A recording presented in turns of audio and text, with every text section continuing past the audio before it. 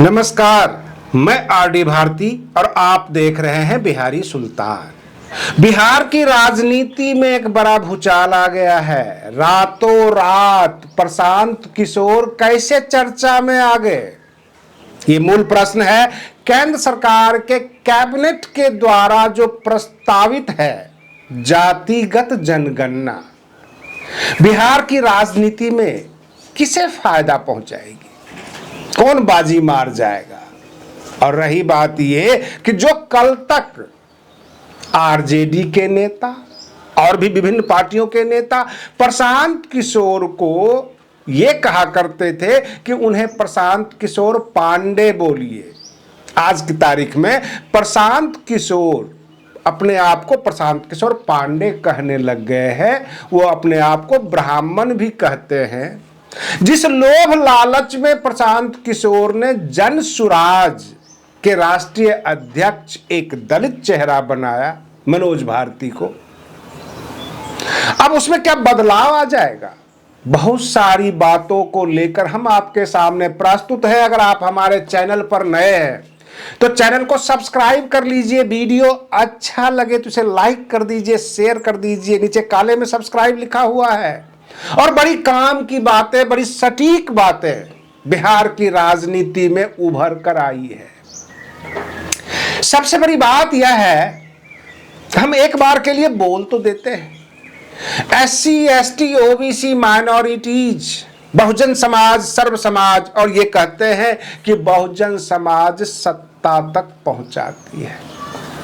लेकिन सवाल ये उठता है कि बहुजन समाज के अंदर केवल जनता ही नहीं है, बहुजन समाज के अंदर एक नेताओं की फौज भी खड़ी है जो आपस में वोट को बांट लेती है। भागलपुर की सभा में प्रशांत किशोर जो मुद्दा उठाए, सबसे पहले मैं बता दूं कि भागलपुर की सभा में जो जन स्वराज पार्टी की सभा हो रही थी, वहां पर 3 घंटा लेट पहुंचे प्रशांत किशोर। बारिश हो रही थी, बारिश ने उन्हें रास्ता रोका हुआ था, लेकिन 3 घंटा लेट पहुंचने के बावजूद भी जो वहां की भीड़ थी, जो आम जनता का जन सैलाब था, वह प्रशांत किशोर को नेतृत्व कर रही थी, प्रशांत किशोर को लीड कर रही थी। प्रशांत किशोर उस भीड़ को लीड नहीं कर रहे थे। प्रशांत किशोर गदगद हो गए। क्या जनता 3-3 घंटा भी रुक सकती है, और इतनी भारी संख्या में? उन्होंने एक ऐसा मुद्दा उठा दिया है बिहार के अंदर, जिन मुद्दे पर सभी पार्टियां चारों खाने चित। हम आपको बता देते हैं, 13 करोड़ तो आप आबादी कहते हैं बिहार की। अगर आप मतदाताओं की सूची ले लीजिए तो 13 करोड़ तो नहीं होगा, क्योंकि आबादी और मतदाता की संख्या दोनों में फर्क होता है।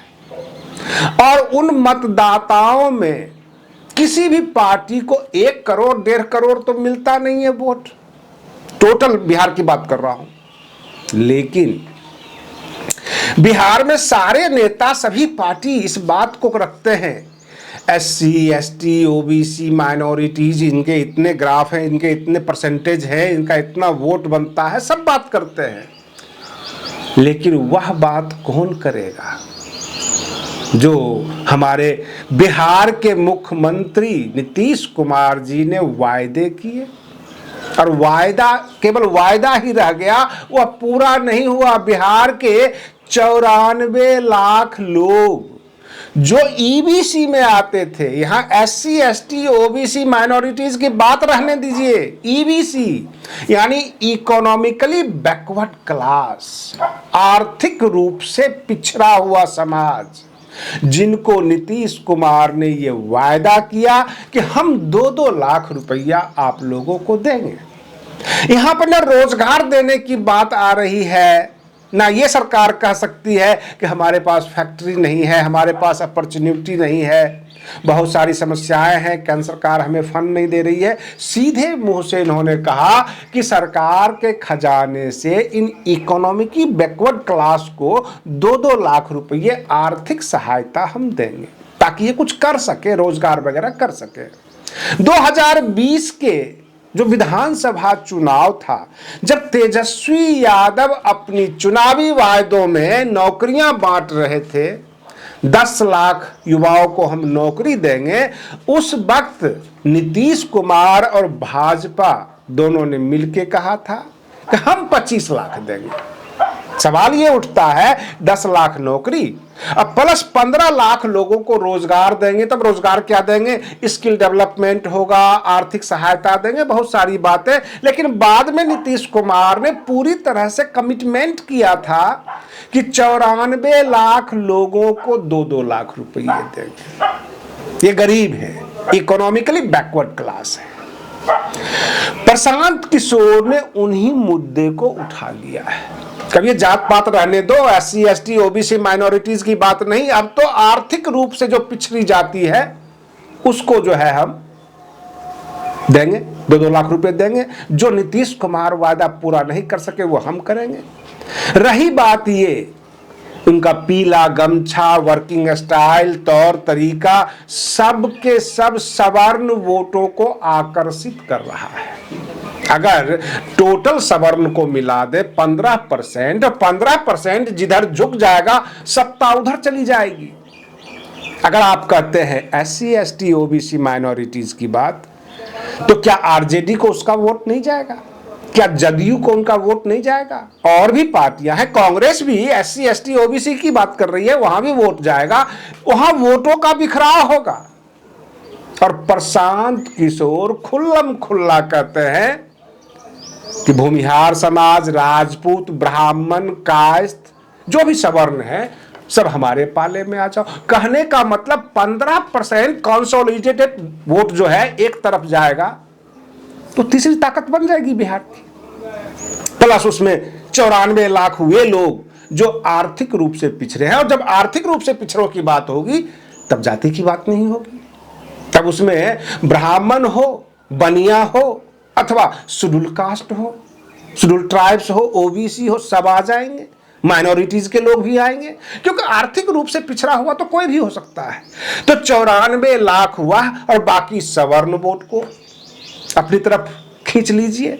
प्रशांत किशोर के बारे में यह कहा जाने लग गया था जब डॉक्टर कन्हैया कुमार का पलायन रोको नौकरी दो वाली यात्रा थी, राहुल गांधी जी उसमें हिस्सा लिए थे और बिहार के बेरोजगार युवा बढ़ चढ़कर हिस्सा लिए थे, तो उस वक्त प्रशांत किशोर कहीं न कहीं से साइड में फेंका गए थे, नजर नहीं आ रहे थे।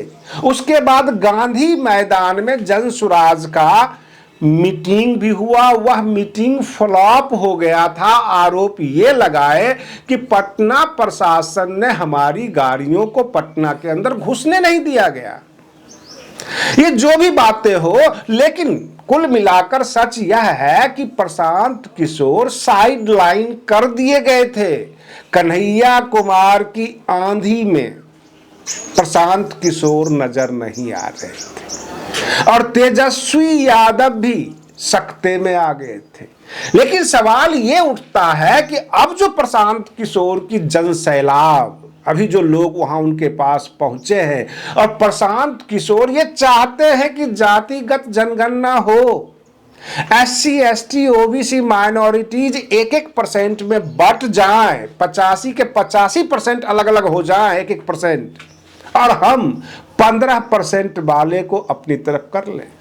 हम अपने दर्शकों को यह कहना चाहते हैं, डॉक्टर कन्हैया कुमार का जब भाषण होता है, जब लोगों के बीच जाते हैं, वहां सवर्ण वोट की बू नहीं आती। वहां पर बेरोजगार युवा, वह SC ST की भी बात करते हैं, OBC की भी बात करते हैं, माइनॉरिटीज की भी बात करते हैं। कहने का मतलब जो डिप्रेस क्लास है, जो समाज से कटा हुआ है, जो सिस्टम से, शासन से कटा हुआ है, उनकी बात करते हैं डॉक्टर कन्हैया कुमार। राहुल गांधी जी भी उन्हीं की बात करते हैं जो इग्नोर्ड हैं, शासन के द्वारा जो इग्नोर्ड हैं, जिनके ऊपर ध्यान नहीं दिया जाता।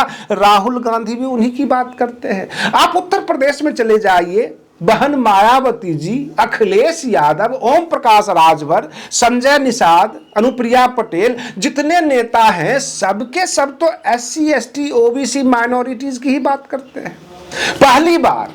पहली बार देखा जा रहा है कि प्रशांत किशोर का झुकाव सवर्णों की तरफ है और सवर्ण वोट अगर इकट्ठा होकर इनके पास आ जाता है तब क्या होगा। हमें अपने दर्शकों से अपील है, हम जो है न्यूज बिल्कुल सटीक खोज कर आपके लिए लेके आते हैं। जो घटना होने वाली है, हमारी जो न्यूज है इसकी सत्यता आप पुराने वीडियो में से देख सकते हैं। बहुत सारी खबरें हमने 15 दिन पहले बता दी थी जो घटना हुई थी, लेकिन आग्रह यह है कि आप हमारे इस चैनल को सब्सक्राइब जरूर कर लें और YouTube हो सकता है रिकमेंड करके आपके पास ना भेजे तो आप हमें इस वीडियो को शेयर कर दीजिए ताकि बाकी लोग भी देख सके। जो बिहार की राजनीतिक घटनाक्रम बदल रही है सबको पता लग जाए और बिल्कुल सटीक खबरों के लिए हम प्रयासरत रहते हैं, आपके लिए बिल्कुल सटीक खबरें लेकर आए। इसलिए हमारे जो दर्शक हैं इस चैनल को सब्सक्राइब कर दें, लाइक करें, शेयर कर दें ताकि हमारा मनोबल भी बढ़े, हमारा परिश्रम सार्थक हो और बिहार की राजनीति का ताजा घटनाक्रम क्या क्या चल रहा है, आगे क्या क्या होने वाला है, ये सब हम आपके सामने प्रस्तुत करते रहेंगे। क्योंकि जो केंद्र की प्रस्तावित जो है जातिगत जनगणना ये बिहार के राजनीति का चेहरा बदलने वाली है, शक्ल बदलेगा क्योंकि सुगबुगाहट शुरू हो गई है आम जनता में। और प्रशांत किशोर की जो पलटी है कहानी, जिस तरह से जन सैलाब उनके पास आया है उससे तो वाकई कयास लगाए जा रहे हैं कि मामला कुछ ज्यादा ही बड़ा होने वाला है। हम अपने चैनल पर बिल्कुल सटीक जानकारी लेकर आएंगे और हर पार्टी का लेके आएंगे अगर आप किसी भी पार्टी के समर्थक हैं, क्योंकि हमारी जो नजरें हैं वो चारों तरफ होती है। निष्पक्ष पत्रकारिता को थोड़ी सी आपकी हेल्प की जरूरत है और हेल्प क्या, सब्सक्राइब कर लीजिए, लाइक कर दीजिए, वीडियो को शेयर कर दीजिए ताकि बाकी लोग भी इसे देख सके और जान सके कि चल क्या रहा है। क्योंकि जो टीवी मीडिया है वो भारत पाकिस्तान से दूर होगी नहीं। बिहार की राजनीति के बारे में अगर आपको जानकारी चाहिए तो बिहारी सुल्तान चैनल ही आपको सटीक जानकारी दे सकती है। हर जगह एक ही रटे रटाए खबरें चल रहे हैं और आम जनता का क्या रही है वह हम पकड़ते हैं और हम खोज कर लाते हैं कि जनता किधर जा रही है। आज के लिए बस इतना ही। आप बने रहिए बिहारी सुल्तान चैनल पर। हम फिर मिलते हैं अगले वीडियो में, तब तक के लिए धन्यवाद।